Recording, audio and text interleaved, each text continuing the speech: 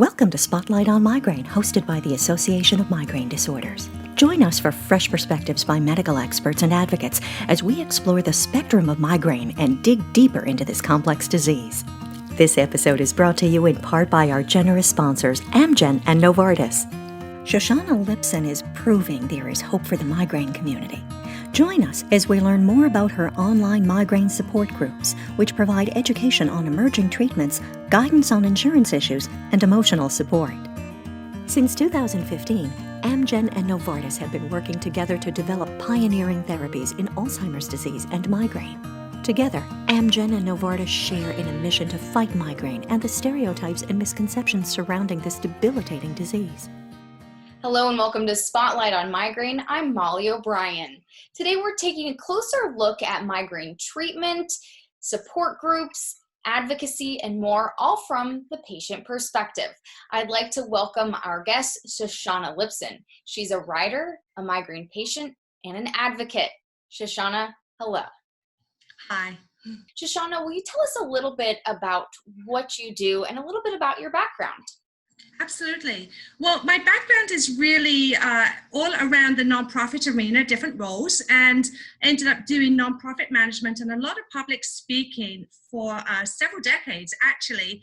But it's always amazing to me as I look back that I never actually spoke about migraine or chronic pain. So that is very new to me, and it's just happened in the past 14, 15 months that I've got actually involved in advocacy. And I started that out by beginning a group that was specifically aimed at helping people who are navigating the new CGRP medications that were made available last year. And it was such a maze of information. It was so confusing. It was such an emotional roller coaster. And so my group quickly grew, and that was how I initially got into patient advocacy. Wonderful. So you said you recently entered the world into advocacy. Can you tell us a little bit about what that journey has been like for you? It's been quite an amazing journey, actually. Sometimes I would describe it as skiing down a triple black diamond ski slope, where I didn't really know what I was getting myself into. And then I got invited to be involved with different organizations like CHAMP. And then after that, it just kind of took off. My group took off and exploded in size. I started a second group called Migraine Meanderings. I started getting asked to go speak places and then to write for different organizations. And it's really just been this amazing journey of, I think for me, just discovering that there actually is life, even in the midst of chronic migraine, chronic intractable migraine. So for me, it's been a very exciting journey. And it's also been a journey where I've had to learn how to set really good boundaries for myself. And that's been such a key part of the past year, is learning to set those boundaries, not getting over involved in things, even though I really want to. But on the other hand, just discovering that this is really an amazing thing to do, is to be involved in advocacy. Can you tell us a little bit about the support groups you run and the website? Absolutely. So my biggest support group is called Hope for Migraine, CGRP and Emerging Treatments. It used to just be called CGRP and Migraine because those were the first three medications that came out. But we wanted to expand it to make it so that it covered all the new and emerging medications, which are not just CGRP inhibitors. So that group, the goal of it is to support, guide, and educate people who are navigating these new medications. So we hope to provide a supportive community. We provide guidance on how to access the medications, how to deal with insurance denial, what the medications are. We do comparison sheets. We have an FAQs document for each and every medication that comes out. We have another document for every medication that shows all the clinical trials that happened. So there is as much information there as people want, or if they just want to come and say, hey, I'm trying this new medication, send up a prayer for me, then they can also do that. So that's the Hope for Migraine group. It's just given us hope back. But we're a very small focus. And then, of course, we realize that there's so much more to migraine than that. So we tend to decline posts that are off topic from those particular medications. And the reason for that is because there is so much information about the new medications. We don't want it to get lost in the general migraine topics. So I started another group called Migraine Meanderings. I have a website for that. I'm on Twitter, I'm on Instagram, and that group is the goal of it really is to empower, inspire, and encourage people who live with migraine. That could be someone who's newly diagnosed. It could be a parent whose child has just started getting migraine attacks. So it could be someone like me who's really a lifetime migraine warrior. And it's an open group. It's not really for confidential sharing at all. So our focus is more on sharing different information about migraine that can then be reshared easily. So memes that can be reshared, just kind of raising awareness, articles that can be reshared. So that is the focus of that group, is to really help raise awareness of migraine in society in general, and to give people a tool where they can learn to speak out easily about it. And that's not an easy thing to do. So your groups have a lot of outreach through social media. How do you think social media has helped you manage migraine and helped others manage migraine as well? Of course. That's really such an important question. And I would say that one of the most devastating aspects of migraine is the isolation that comes along with it. So I've heard it termed as like a diabolical isolation, which is a really emotive term, but I think is so important because we tend to isolate because other people don't understand. We isolate because we're afraid of triggers, causing another migraine attack.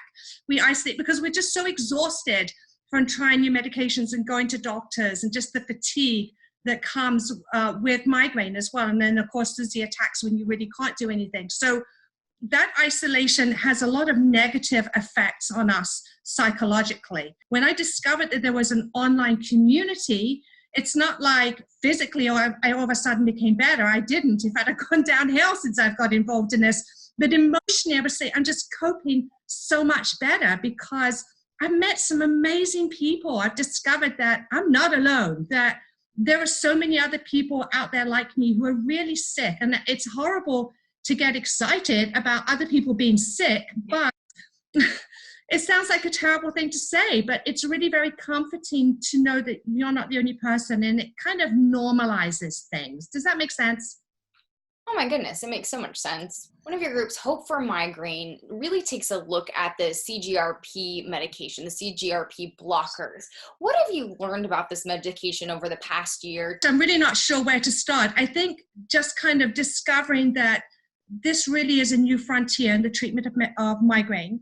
So that's a huge thing, that they are not a cure-all. They are not a cure at all, but they don't even you can't even say that they're going to help everybody. So about 50% of people get about 50% of relief. That's a really broad way of putting it. Obviously, there's a large number of people that get no relief at all. There's the amazing, lucky few who are super responders, and we all want to be a super responder, of course. And then there's all the people that are somewhere in between, between not responding and just no longer having migraine attacks while they're on the medication. So just discovering that there's this huge spectrum has been really eye-opening to me. And then I think getting kind of like a little glimpse into the world of a new medication where we really don't know what's going to happen when a medication is released. You don't know if the efficacy is going to hold up, in the real world use. We don't know what the side effect profile is going to look like. And then there's just odd things that happen. Like some people are taking these medications and they seem to wear off before the end of the month, which shouldn't really happen because they have a 30-day or approximately 30-day half-life. So it shouldn't be. It's just kind of a wear-off effect that nobody really expected. And then there's other people who they seem to work for a few months and then they just suddenly stop working. And that was not expected as well. So there's all these little unexpected things that happen. And I didn't know anything about, new medications and the process of them or the limitations of the clinical trials. And so that has been just a huge learning process for me. And I think has given me a much more realistic approach to new medications and just opened my eyes in general to the complexity of it all. And that's added, of course, on top of the complexity of migraine, because this disease is already complex. And now we're dealing with new medications and a lot of new medications all at the same time. So it's just been really interesting to learn more about them and more about that process. And again, the CGRP blockers are still very new. So we're still continuously learning about these medications, and there's still a lot more to learn. What are people talking about within some of your support groups just about these medications? You kind of touched on a little bit, but what are people saying, talking about whether they work, they don't work, the efficacy, or just some of those small things that you touched upon? I would say just trying to amass the information. So are there any trends for side effects that we didn't know about? Now that we're seeing hundreds of thousands of people on these medications, are there really any trends? And so people are talking about that a lot.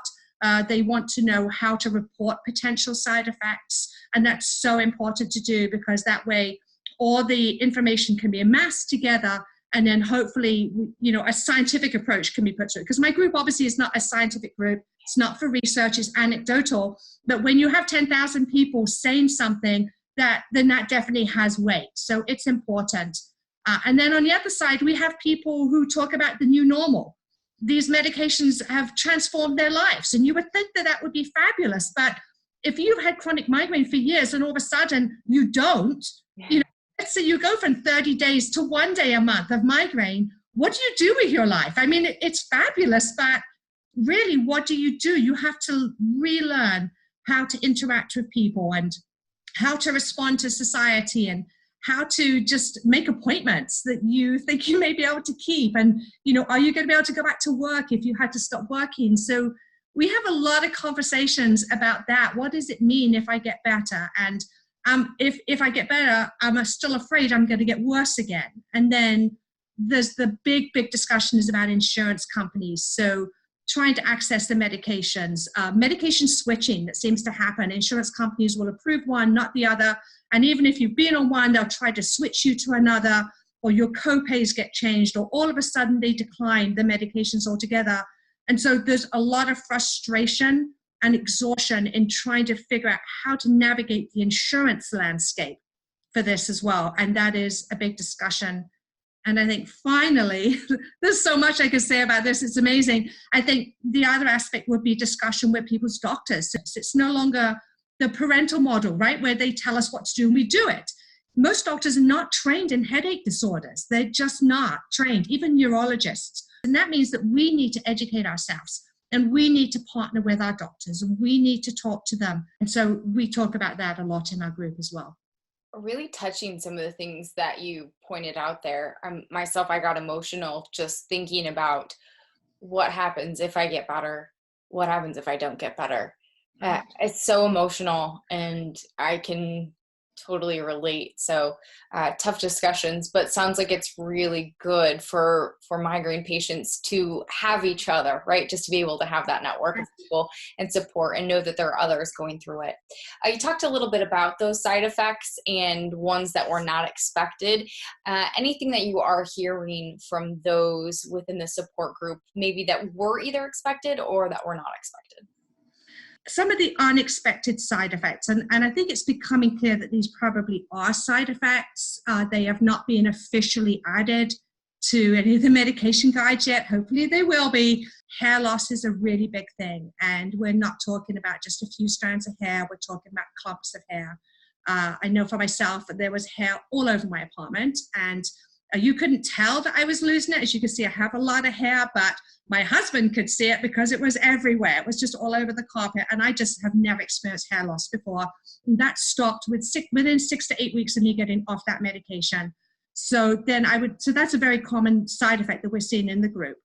Another one would be some GI issues. So whether it's GI pain or GERD or just unexplained abdominal pain. There's like some people get this really swollen belly where they look like they're 9 months pregnant, which is very unusual. Some people have been to the emergency room over this, and it just happens suddenly out of the blue, no explanation. So let's just kind of lump GI issues all together. And that was not something that people were expecting. Some joint pain and fatigue. And then one of the things that has actually now been added to, at least to Aimovig, they've added it to their medication guide, is just warnings about constipation. And in terms of it can be really, really serious. So they actually do have that down as a warning in their medication guide now about that and the importance of just looking out for it, because people can end up in the hospital with that. So I would say that those are the unexpected things that have, or at least some of the unexpected things. And then some of the expected ones are injection site reactions. Some people are having allergic reactions. There are warnings on all the medications for potential allergic reactions. So that's not really a surprise, and we're seeing it. So those things, and then the efficacy, what we saw in the clinical trials, we really are seeing in the group. So we tend to hear from the people who do not respond to these medications, you know, for whom the medications are failing, basically, or for whom the medications are having concerning side effects. We don't hear so much from the people who are having this amazing experience. And so every now and again, we'll do a post, say, hey, we want to hear from responders. And we'll get hundreds of comments from people who are just experiencing incredible relief. Every time we do a survey and a poll, it really does look like, on average, 50% of people are getting 50% relief, with some more and some less. And honestly, in the world of migraine, that is pretty good. It really is. I totally agree. So we talked a little bit about the CGRP inhibitors. You've mentioned that there are new medications coming out. Can you talk just a little bit about briefly what you think the average migraine patient should know about new medications in the pipeline? The whole landscape of migraine treatment is changing as the understanding of migraine is changing. So with the injectables, they were targeting something which is one of the pathways for migraine, one of the pathways for migraine. So it's really important to make that clear. It's only one. That's why not everybody responds. And so as we have these new ones that are coming out, they're not going to work for everybody. They are just not going to, but they will work for some. And so for the people that they do work for, that's amazing. It's like another dent in the wall. So I think if we were to divide the next batch of medications, there's 4 of them that are coming up. One is another monoclonal antibody. It goes via the IV, it's eptinezumab. And that one is supposed to work quicker. It's supposed to be very effective. And we're expecting that the first quarter in 2020. And for those people who have not seen success with the injectables, talk to your doctor. Maybe it is worth your while trying that. You know, obviously we can't give medical advice, but that medication does seem to have a lot of efficacy, and they all work slightly different. So you can't say because one didn't work, another won't work for you. And then we have lasmiditan, which is the brand name is Rayvow. So that one was just FDA approved, and it's going through a further FDA review right now, which we expect to be done sometime in January. We're hoping it's going to be on the market in January. And that is for those people who can't take triptans. So if you have some kind of cardiovascular condition, this is really, really good news for you. This is good news for me personally. The other ones that are coming out, ubrogepant and rimegepant. So ubrogepant's expected by the end of this year, and rimegepant sometime in the first quarter. And those are both abortives as well. They have a remarkably low side effect profile. They also have a very short half-life. So if something happens that isn't good or that you don't like, it's going to be out of your body pretty quickly. And I would say, you know, to people who do not have effective treatment of their migraine right now, then this is good news. Have hope. For those who really do not have effective, tolerable treatment, there is so much hope right now, and talk with your doctor about trying these options. It's a very exciting time, I think, in the world of migraine. Yes. Shoshana, you write, you speak publicly, you're doing this interview, obviously, so you have come a long way along your migraine journey. What have you learned about yourself in all of this? What I've learned about myself is that there's more to me than just the physical. It's not just a matter of controlling pain, but that I need connection. I desperately need connection with people. We all do. That connection is so important. And I had cut myself off from connection with people. So not only was I physically in bad shape, but emotionally and spiritually, I was just in really, really bad shape, because we need that connection. So just discovering how important that was to me, how important it is to talk to people, to be around people who really get it. That has been just an amazing lesson for me in this journey. And then I think learning to set healthy boundaries. So the boundaries of, hey, I can do this, but it's going to cost me. So do I have the time to do that? All right, Shoshana, as we wrap up our conversation, we've talked about some exciting new treatments. We've talked about treatments that are just about a year or so old. So like I said before, I think it's an exciting time in migraine. What do you hope to see for the future of migraine? From society in general, I think just a greater awareness that this is a really serious disease. This is devastating. And it's almost like, it's time for us to take our wigs off, to take the masks off our face and say, this is what we look like when we're sick. This is what pain really looks like. This is how our lives are being devastated. And so in Migraine Meanderings, I have an initiative called The Real Face of Migraine, where people have sent me pictures, not pretty pictures of them all made up with makeup, like you and I are right now, but pictures of people in a hospital and with needles in their arms and ice hats on their heads and just in tremendous amount of pain, to really show the world what migraine is like. So from that side, that's what I really hope from society, is a greater awareness how serious this disease is. For the medical community, there's so little training on headache disorders and migraine specifically. And for a disease that takes, nearly 40 million people in America alone, 1 billion globally, the fact that there is no mandated teaching in medical school for headache disorders is shocking. It's not only shocking, it's just unacceptable. And so I'm really hoping to see that change, because most people don't go straight to a headache specialist. They go to their primary care doctor, or they go to their OBGYN, or they go, to an ENT about something else. And it's so important for these doctors to understand what migraine is, what the options are, and how important effective management is for migraine. Just kind of working towards that way of more awareness and effective, tolerable treatment so that we can start to get our lives back is so important. And that's my hope. My hope as well, Shoshana. Thank you so much for joining us here on Spotlight on Migraine. I'm Molly O'Brien. I'd like to thank our guest, Shoshana Lipson. She is a patient advocate, a migraine advocate, as well as a writer and public speaker. Thank you again for joining us here, Spotlight on Migraine. I'm Molly O'Brien. Hope to see you next time. Catch episode 28 with Shoshana as she explains unexpected anecdotal findings about anti-CGRP medications gathered by a survey of her online group. Thank you for tuning into Spotlight on Migraine. For more information on migraine disease, please visit migrainedisorders.org.